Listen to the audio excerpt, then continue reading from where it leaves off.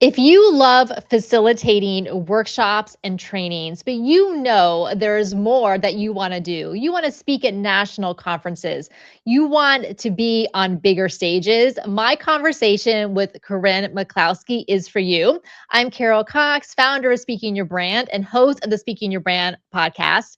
Corrin is here to talk about how she has made the leap from what we call our fabulous facilitator speaker archetype into a true thought leader, and how much momentum she's been getting both in her speaking and her writing in the year and a half since she worked with us in the Thought Leader Academy. So, we're going to touch on what made the difference for her to step into thought leadership, what that has looked like at a concrete level, including getting out of what I call the expert trap, how she's been putting her thought leadership out in a more public way.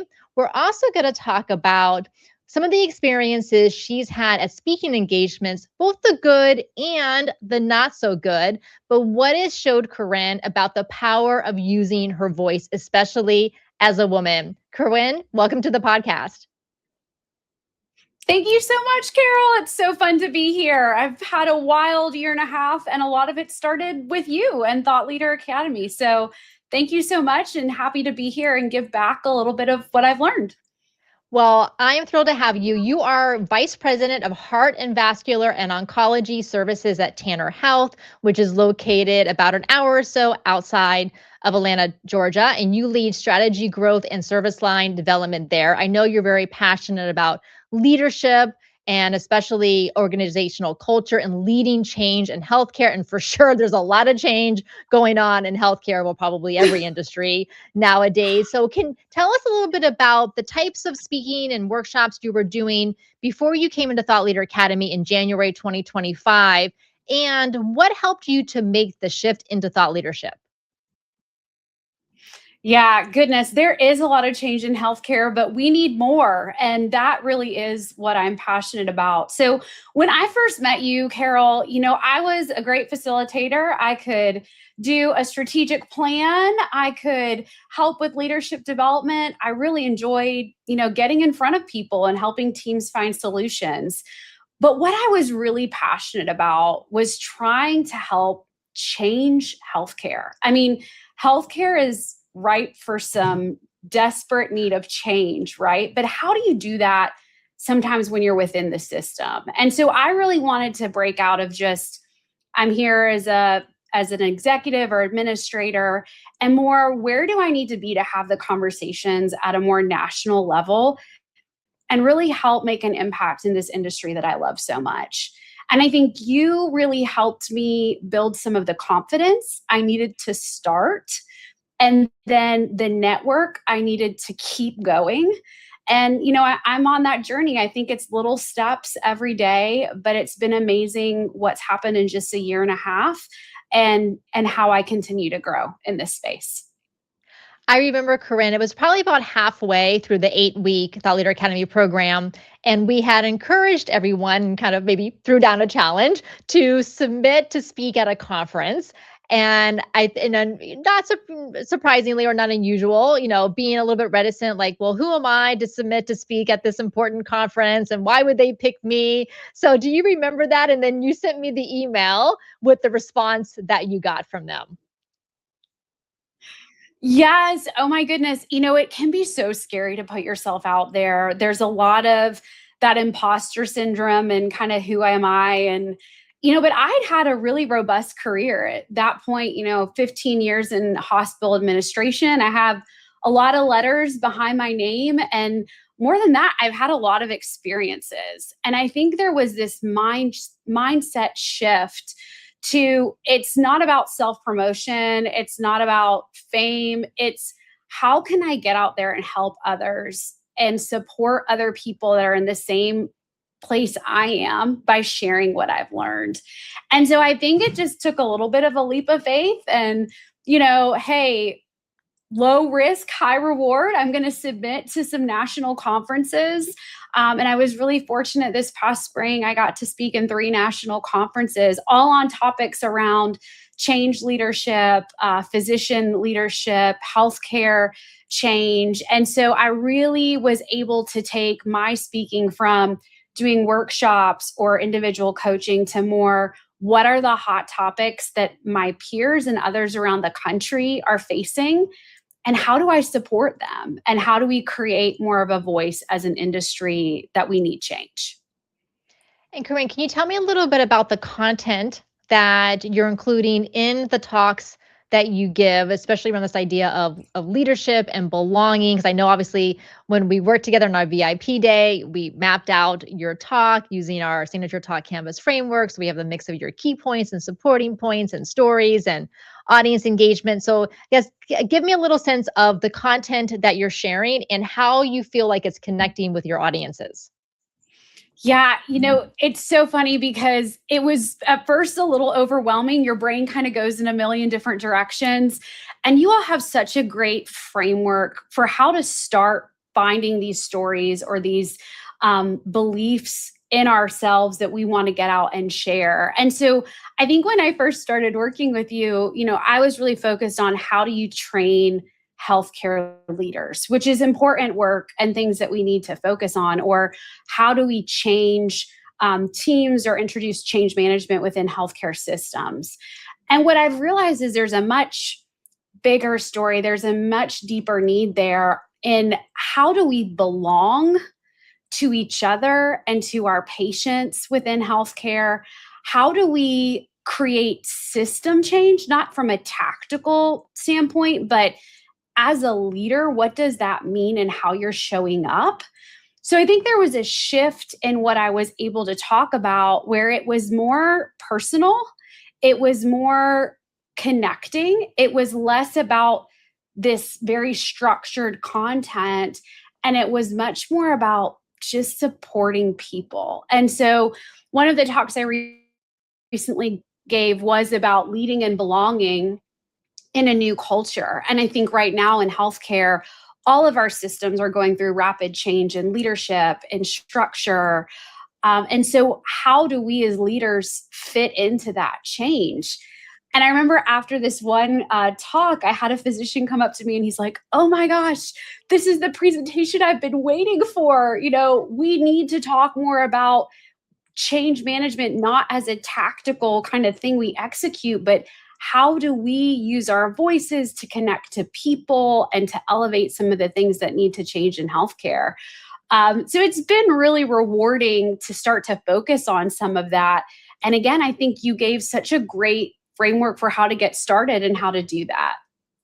Well, and that's a great illustration, Corinne, of what thought leadership is. And to have an attendee in your talk come up to you afterwards and not say, great content, that was so useful, I took a bunch of notes of a bunch of things that I'm going to do next when I get back to work on Monday, which is fine. But then again, that's a little bit more of a workshop style, right? Implementation. Right. Versus thought leadership is really about getting people to see something in a new or different way that they hadn't before, to shine that light, to provide that perspective. And a lot of times that perspective comes through personal experiences, either your own or the people that you've been working with or observing, whether it's leaders or patients. So I think a lot of times people tend to think thought leadership is some like airy fairy thing where they're like in an ivory tower, like, as an intellectual, which is fine. That can be thought leadership. But for me, thought leadership is about observation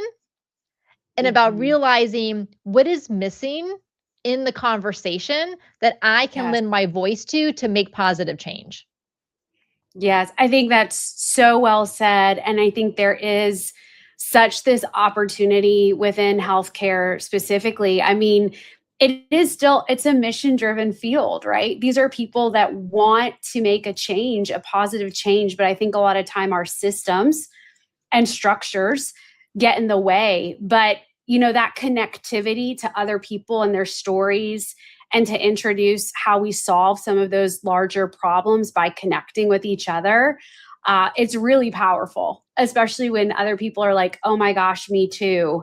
And it's not just this very kind of formulaic workshop, it's more broad than that. And then it becomes deeper to the individual and hopefully more impactful to the industry. Corinne, along with the speaking engagements that you've been doing, you've also been doing quite a bit of writing, and you are an excellent writer. And I can say that because you attended the joint Story to Spotlight writing and speaking retreat that my friend and book coach Tiffany and Hawk and I did in last year in May of 2025 in Tucson, Arizona. You came out along with 9 other women for 3 or 4 days, and it was such a great experience. And I had a chance to read some of your writing while I was there, and it was really, really good. And I say that as someone who's been working on my book for a very long time. So I'm so impressed that you have been actually writing and putting things out there. So tell me a little bit about how you're writing both for publications in your industry, and then also a little bit about your book project has helped you to expand your thought leadership beyond just the talks that you're giving.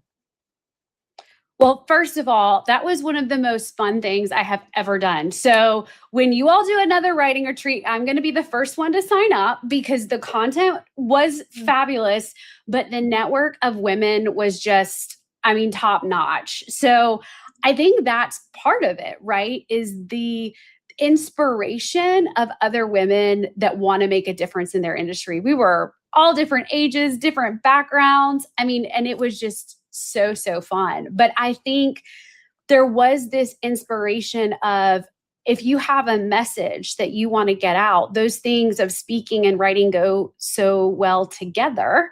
It gives you more, validity as a speaker when you have a book. It helps you get your message out when you have a book, if you're also a speaker.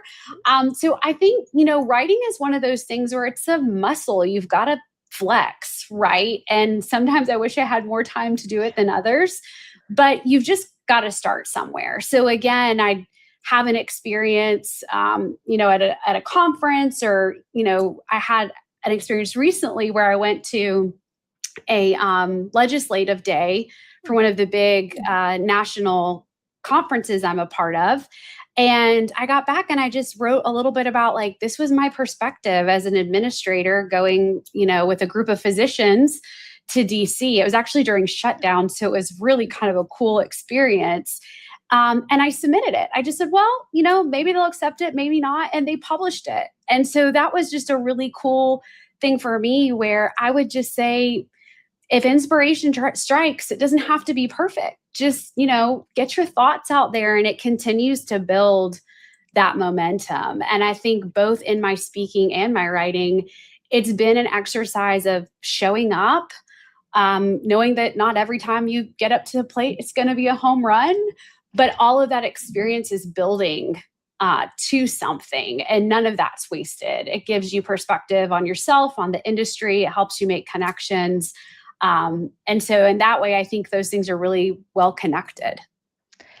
Have you always been the type of person where you'll just put something out there where you don't feel like it has to be perfect, or you're willing kind of just to, I mean, obviously what you put out is excellent, but there's a lot of times where even if it's excellent in other people's eyes, we don't think it's good enough, whether it's fear of rejection, fear of, imaginary, right? Fear of failure, fear of criticism, whatever it happens to be. So how has this been for you in other parts of your career?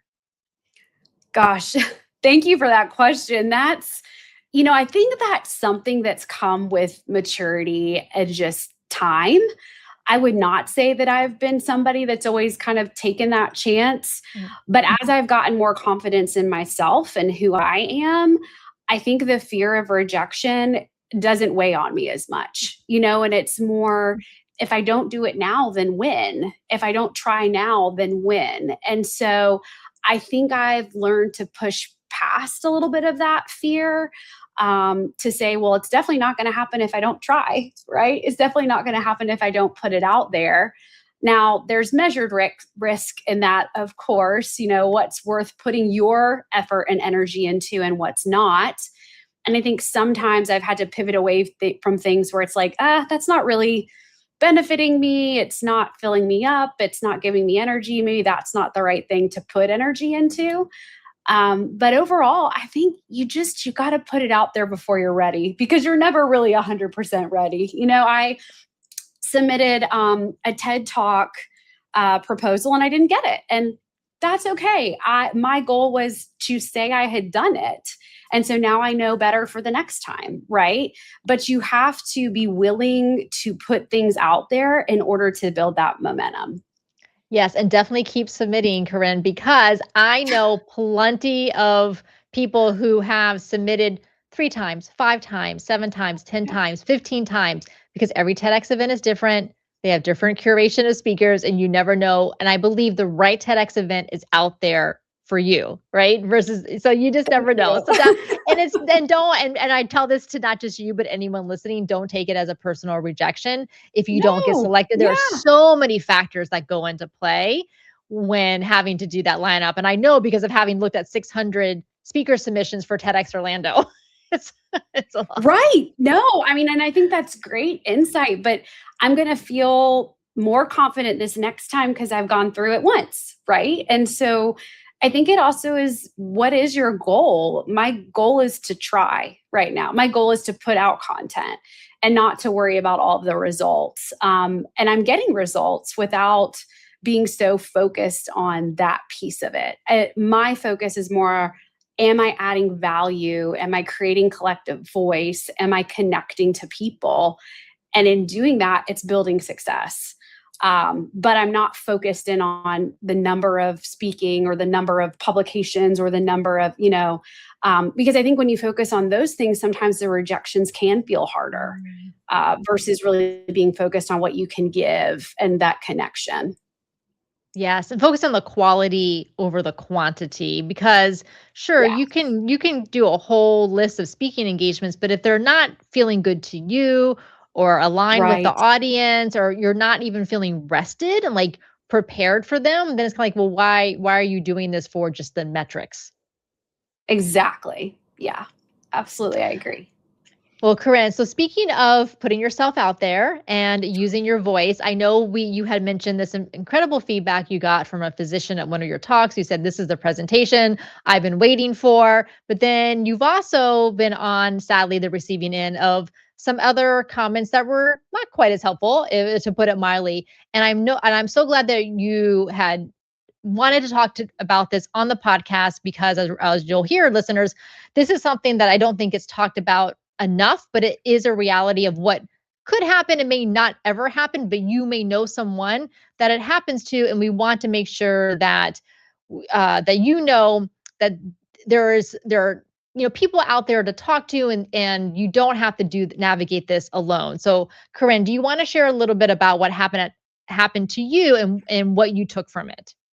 Yeah. Thank you for the opportunity of speaking about this, Carol. I think anytime you put yourself out there, right, there's a risk. You're going to get feedback. You're going to get people who are jealous or unkind. You might have to deal with some comments that don't feel great. Unfortunately, recently at that conference where I had that great feedback, I had a male colleague make a sexual harassment comment to me. It was really very jarring, and I think I wish in that moment I'd had something really witty to say back about it. But the truth is, I think it makes you feel kind of small and stuck. And I just kind of walked away. And um, you know, unfortunately, it's not uncommon, right? And I think we need to talk about this. And as women and women speakers who are putting ourselves out there, none of that is okay. And what you choose to do after something like that happens, I think is deeply personal. And my advice would be to find trusted mentors, friends, colleagues, or professionals to really process that with. But a good mentor of mine said, you know what, Corinne, that's awful. And that never should have been said. But now that it has been, it's your choice what you do next. And I think that can be really empowering to say, I get to choose if that's going to keep me from that stage or not. And after some time and thinking through it and what I wanted to do, what I chose was to put my energy into my work and getting back on that stage. And so I submitted 3 speaking proposals. I've already had one accepted and I booked 2 podcasts. And so I think, for me, being able to say that did not feel good and that was not right. and trying to process that with a trusted friend, and then getting back out there. And so I think if there's somebody listening that has gone through or is going through something similar, unfortunately, it's part of this, but don't do it alone, and make sure you find a resource and friend to navigate it with you. Yes. Well, again, Corrin, thank you so much for sharing that. I am sorry that that experience happened to you. It should not happen to anyone of any gender, to be bullied or harassed or anything like that. And I'm glad that you had people that you could talk to who were there to support you, and that you could, reflect and think about it and then decide what to do. And I'm so glad, because you are a woman who has an important perspective to share in these conversations around leadership and healthcare, that you are putting yourself back out there and doing it in a relatively quick turnaround. Because for those of you who have listened to the podcast for a long time, you may remember, and if you haven't been listening, I'll include a link in the show notes where I go into this in more detail. But when I was around 30 years old, so bright-eyed and bushy-tailed, much younger than I am now, I had a professional experience where I was bullied out of my position. And I strongly believe it was because I was a young woman who was very ambitious, who had a very public presence and a very public voice, and a group of people decided they didn't like that anymore. And I don't even think consciously they knew why they were having the reaction that they were. This is the patriarchal waters we all swim in. And I think we're very uncomfortable with women in, whether it's positions of power or women who have a strong voice. And this can happen, and it can show up in different ways. And as I say in the speech that I give related to this, I was not the empowered woman that I wanted to be at that time. I just finished my term and I just left. And I kind of lost my voice for a few years because I didn't have that support system that you mentioned, Corrin. And this happened about 8 years before I started Speaking Your Brand. And I didn't realize until later that I had started Speaking Your Brand to provide this support system to women that I didn't have. And it was so unconscious that I was doing this. So this is why I am so glad that you're willing to have this conversation, Corrin, because, it could happen. It may happen to one of you who is listening, but know that you are not alone. You can always reach out to me. I'm sure Corrin would be happy to hear from you as well, and to have those people that are close to you to help you, and, get back out there, because we need you. We need your voice, speaking, writing, online, podcasts, whatever it looks like. Process it, and recognize and how you feel about it, but then decide that you're going to do something differently, and you're going to put yourself out there again. Yeah. I mean, and this was a comment that was made from insecurity of that male, and it was completely inappropriate, but I'm not going to let his insecurity or anyone's insecurity really keep me from that. But I do think it can be easy to get lost or feel kind of stuck in that if you don't have people to move you forward. So I got chill bumps when you were telling that story, Carol, and we are so grateful that you did go through that, and that you have this incredible platform for women today. I mean, it's truly remarkable. And so anyone that's listening that's not gotten to know Carol or Speaking Your Brand, I don't know what's holding you back, but it's a great place to be. And if you need that community that Carol and I have been talking about, I strongly recommend it. We need more women supporting women. We also need men to support women. I have quite a few male sponsors too, but we need each other. And the more we can get that message out, and more we can talk about how things are hard and we need each other, I think we're going to really be able to move some things forward for everyone. Mic drop, Corrin. I couldn't say it better. All right. So what is next for you? Tell us a little bit about what you're working on. Yeah. So I am really excited about some of the work I'm doing within healthcare right now. I mean, I think it's long overdue for us to look at healthcare from a more human, compassion, connection lens. I didn't mean to make those C's there, but, I just think that there's so much happening in healthcare, and healthcare connects all of us. And I think we need a new kind of leader in healthcare, and those that are more concerned about making healthcare human than, making it a machine, like sometimes it can be, or it can feel like, right, when you're in healthcare. So I'm really excited about continuing to work with those people I know within healthcare that want to make a difference, that are excited about creating change and looking at healthcare leadership differently. And so that's really what a lot of my writing centers around. That's what some of my speaking that I have coming up. Again, it's that, what kind of leader do we really need, and what does that look like to truly change healthcare? And so it's a journey. I'm learning and I'm connecting to people, and it all builds, right? Momentum, I think, was the theme today. So I think you build momentum by putting yourself out there and continuing to do so. And so that's my plan, Carol, and just continuing to stay connected to Speaking Your Brand and other women that are doing the same. Well, I'm inspired by our conversation, Corrin, and to continue to build this momentum. And I know I'll be cheering you on as you do that. And I will let you know as soon as we have our 2027 Writing and Speaking Retreat booked with Tiffany. I know you'll be the first to sign up, and hopefully some of the listeners will join us as well. And if you need a speaker on the topic of leadership in healthcare, definitely reach out to Corrin.